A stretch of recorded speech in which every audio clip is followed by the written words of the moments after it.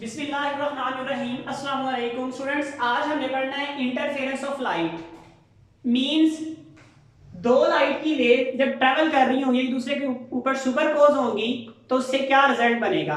बेटा याद रखें, हमने दो लाइट वेव जो ट्रैवल कर रही थी उनका रिजल्ट बेटा क्या निकाला था चैप्टर नंबर 8 में। बेटा उसकी तीन डिफरेंट कंडीशंस निकाली थी। दो आइडेंटिकल वेव अगर बेटा एक दूसरे के ऊपर सुपरपोज हो जाएं और वो दोनों एक ही तरफ चल रही हो तो उसके रिजल्ट बेटा इंटरफेरेंस बनता है। जबकि इसके मुकाबले में बेटा अगर दो वेव्स अपोजिट डायरेक्शन में ट्रैवल कर रही हो तो उसका रिजल्ट बेटा क्या बनता था, स्टेशनरी वेव, और जिनकी फ्रीक्वेंसी स्लाइटली डिफरेंट थी बेटा उसका रिजल्ट क्या बनता है, उसका रिजल्ट हमारे पास बेटा बनता है बीट्स। तो बेटा आज हमने उसमें से एक टॉपिक पढ़ना है इंटरफेरेंस ऑफ लाइट। तो बेटा उसकी कंडीशन क्या है, देखिए बेटा सबसे पहले दो वेव जो एक ही तरफ चल रही होंगी और आइडेंटिकल होंगी। आइडेंटिकल का मीन्स बेटा ये है कि उनकी फ्रीक्वेंसी और उनकी वेवलेंथ सेम होनी चाहिए। तो बेटा सबसे पहले हमने वर्ड ये लिखा है two identical waves travelling in same direction, जो दोनों सेम डायरेक्शन में चल रही है और आइडेंटिकल है। आइडेंटिकल मीन उनकी फ्रीक्वेंसी उनकी वेवलेंथ बेटा सब क्या है, इक्वल है। सुपरपोज टू ईच अदर, एक दूसरे के ऊपर आ जाती हैं। इन सच अ वे, इस तरीके से रीइंफोर्स द इफेक्ट, उस इफेक्ट को बढ़ा देती हैं। रीइंफोर्स द इफेक्ट का मतलब क्या है, इफेक्ट को बढ़ा देती हैं।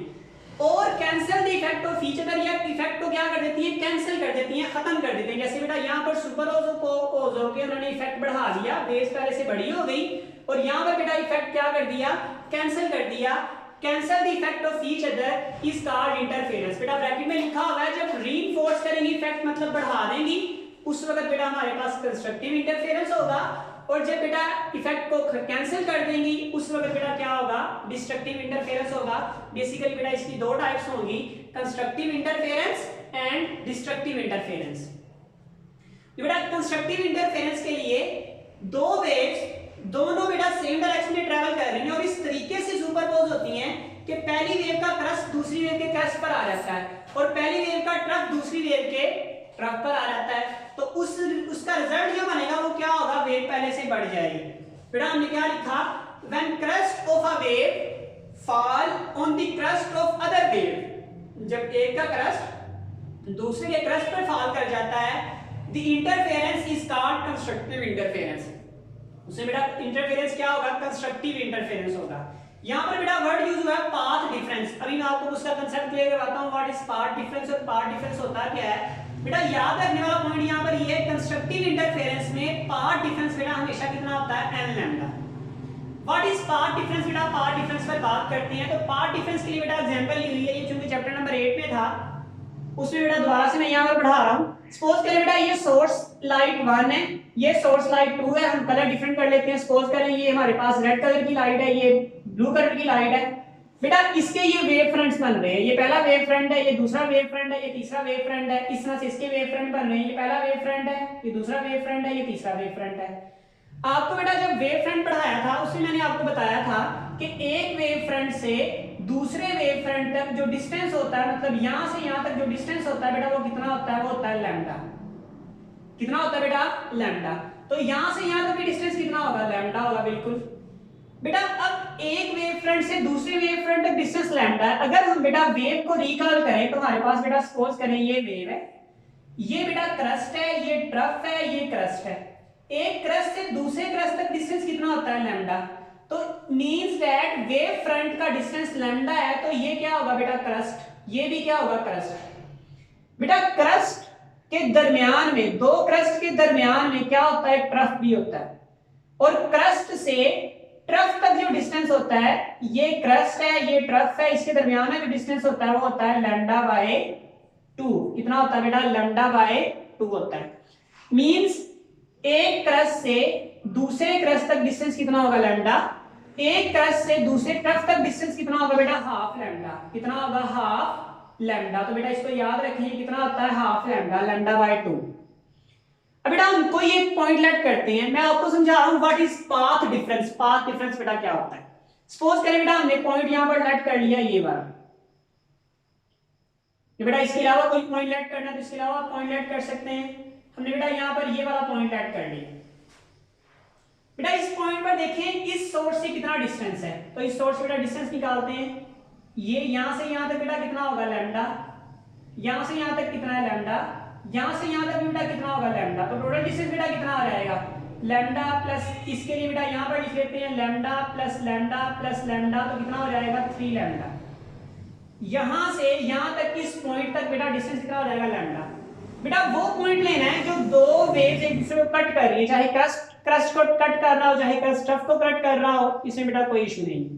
बेटा दूसरे सोर्स से डिस्टेंस देखते हैं, दूसरे सोर्स से बेटा डिस्टेंस देखें, यहाँ से यहाँ तक कितना होगा लैम्डा, यहाँ से यहाँ तक कितना होगा लैम्डा, तो बेटा कितना हो गया lambda plus lambda, lambda plus lambda कितना हो जाएगा 2 लैम्डा। तो बेटा दूसरे का आंसर कितना है 2 लैम्डा। इन दोनों में फर्क कितना है, बिल्कुल बेटा 3 lambda minus 2 lambda good lambda जी। बेटा ये लैम्डा है एक्चुअली इसके साथ 1 है, तो ये बेटा क्या है पाथ डिफरेंस, ये हमारे पास बेटा क्या है पाथ डिफरेंस। तो बेटा पाथ डिफरेंस हमने कहा हमेशा क्या होगा n लैम्डा होगा, जो पाथ का फर्क है, जो पॉइंट जहां पर इंटरफेरेंस हो रही है मतलब वेव के ऊपर आ रही है, उसका बेटा सोर्स 1 से कितना डिस्टेंस है और सोर्स 2 से कितना डिस्टेंस है, इन दोनों के डिफरेंस को हम बेटा क्या कहते हैं पाथ डिफरेंस कहते हैं। तो बेटा यहां पर मैंने लिखा अगर पाथ डिफरेंस n लैम्डा होगा तो हमेशा कंस्ट्रक्टिव इंटरफेरेंस होगा, मींस दैट 0 लैम्डा हो 1 लैम्डा हो 2 लैम्डा हो n = 0 1 2 3 प्लस माइनस कुछ भी हो सकता है, सबके साथ बेटा क्या आएगा plus minus plus minus plus minus plus minus कोई वैल्यू भी आ सकती है। अगर बेटा n लैम्डा होगा तो हमेशा बेटा क्या आएगा कंस्ट्रक्टिव इंटरफेरेंस होगा। बेटा ये कब होगा जब एक क्रस्ट जो है क्रस्ट किस पर फॉल करेगा बेटा क्रस्ट पर, ट्रफ पर फॉल करे, फिर भी बेटा याद रखें कंस्ट्रक्टिव इंटरफेरेंस ही होता है, लेकिन बेटा आपने फार्मूला क्या याद रखना है पाथ डिफरेंस n लैम्डा। बास बुक्स में बेटा m लैम्डा लिखा हुआ है जबकि m की वैल्यू दे देगी बेटा कोई इशू नहीं है। बेटा दूसरी तरफ आते हैं, दूसरा इसका पोर्शन होगा डिस्ट्रक्टिव इंटरफेरेंस।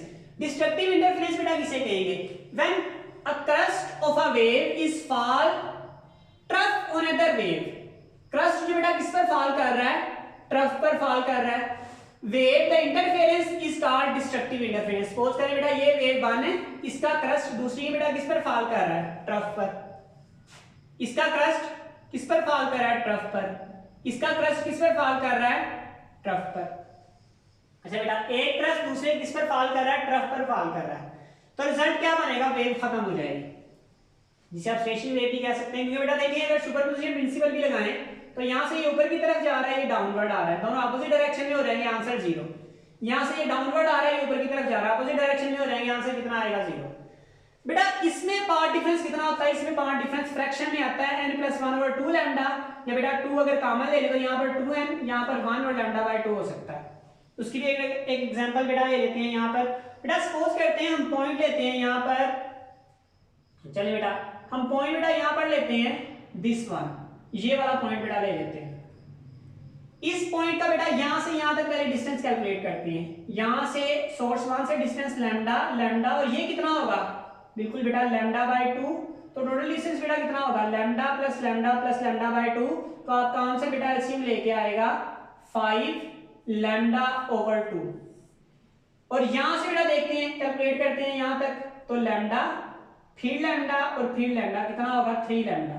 इन दोनों को बेटा हल करें, ये बेटा इन दोनों का आंसर निकालेंगे आप 3 lambda minus 5 λ/2 is equal to बेटा आपका एलसीएम आ जाएगा 2, 6 lambda minus 5 lambda is equal to 1 λ/2।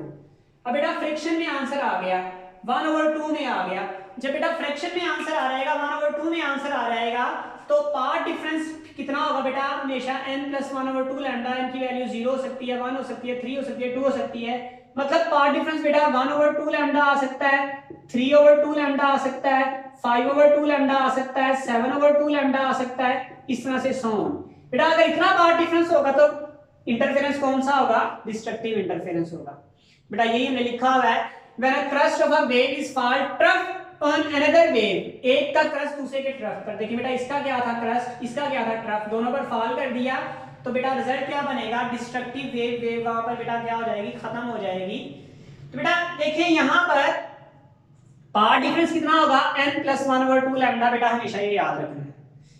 बेटा अब क्या हर एक केस में इंटरफेरेंस हो सकती है, बेटा उसकी स्पेशली कंडीशंस होती हैं जो एमसीक्यूज में बेटा अक्सर पूछ लेते हैं। तो बेटा इसकी दो कंडीशन कौन सी हैं, द इंटरफेयरिंग बीम, जो दोनों बीम इंटरफेयर कर रही है, मस्ट बी मोनोक्रोमैटिक। मोनोक्रोमैटिक मतलब आप कह सकते हैं कि सोर्स से होनी चाहिए, या उनकी वेवलेंथ सिंगल होनी चाहिए या उनकी वेवलेंथ एक जैसी होनी चाहिए। आप इन वर्डों में इसको ले सकते हैं। मोनो का मतलब होता है बेटा एक, डाई का मतलब होता है दो, ट्राई का मतलब होता है तीन। तो मोनो का मतलब एक, क्रोमेटिक मतलब सोर्स एक ही सोर्स से जो निकलती हो या जिनकी सिंगल वेवलेंथ हो उसे हम कहेंगे मोनोक्रोमेटिक। दूसरी बेटा कंडीशन क्या है, the interference beam must be coherent. Interference जो बीम जो इंटरफेयर कर रही है दूसरे से मिल रही है, जैसे यहाँ पर दोनों बीम्स मिल रही हैं, यहाँ पर दोनों बीम मिल रही हैं, वो दोनों कोहेरेंट होनी चाहिए। कोहेरेंट का मतलब क्या होता है, जिनका फेज डिफरेंस या फेज कांस्टेंट हो। फेज डिफरेंस अगर कांस्टेंट होगा, जैसे यहाँ पर बेटा फेज डिफरेंस क्या है, कांस्टेंट, यहाँ से यहाँ तक लैम्डा तो यहाँ से यहाँ तक भी लैम्डा ही है, यहाँ से यहाँ तक भी लैम्डा ही है, इन दोनों में फर्क जो होगा बेटा वो कितना आएगा, कांस्टेंट आएगा। तो उस वक्त बेटा वो इंटरफेरेंस करेगी। बेटा दो मैंने एमसीक्यूज के लिए पॉइंट लिखे हुए हैं, बेटा याद रखें source will be close to each other. अगर एक दूसरे के क्लोज होंगे तभी इंटरफेरेंस हो सकती है, अगर दूर दूर हो जाएंगे, दो बल्ब आपने बहुत दूर दूर लगा दिए तो उससे इंटरफेरेंस कभी भी नहीं होगी। दूसरा बेटा ये भी एमसीक्यू जरूरी है, इंटेंसिटी विल कंपेरेबल, यानी दोनों सोर्सेज की इंटेंसिटी क्या होनी चाहिए, कंपेरेबल होनी चाहिए। ऐसा नहीं होना चाहिए कि एक की इंटेंसिटी बहुत ज्यादा है और दूसरे की इंटेंसिटी बहुत कम है तो इंटरफेरेंस वहां पर नहीं होगी। दोनों की रेंज अप्रॉक्सीमेटली इंटेंसिटी क्या होनी चाहिए, सेम होनी चाहिए। बेटा उसके बाद मोनोक्रोमेटिक और कोहेरेंट की डेफिनेशन अलग से लिखी हुई है, the source which should emit the single light, emit the light of single wavelength. Single wavelength की जो लाइट एमिट करता है कार्ड मोनोक्रोमेटिक, उसे क्या कहते हैं, मोनोक्रोमेटिक। चलिए बेटा मोनोक्रोमेटिक मैंने अभी कहा था सिंगल का मतलब एक होगा। उसके बाद बेटा कोहेरेंट है, कोहेरेंट बेटा क्या होंगे, the monochromatic source which emit the light of constant phase difference, जिनका फेज डिफरेंस बेटा क्या होगा, कांस्टेंट होगा, और कॉल्ड कोहेरेंट सोर्सेज, उनको बेटा क्या कहेंगे, कोहेरेंट सोर्सेज। अगर फेज डिफरेंस चेंज हो रहा है तो वो कोहेरेंट सोर्सेज नहीं होंगे। जी बेटा कोई क्वेश्चन हो तो बेटा कमेंट्स कीजिएगा। अस्सलाम वालेकुम व रहमतुल्लाहि व बरकातुहू।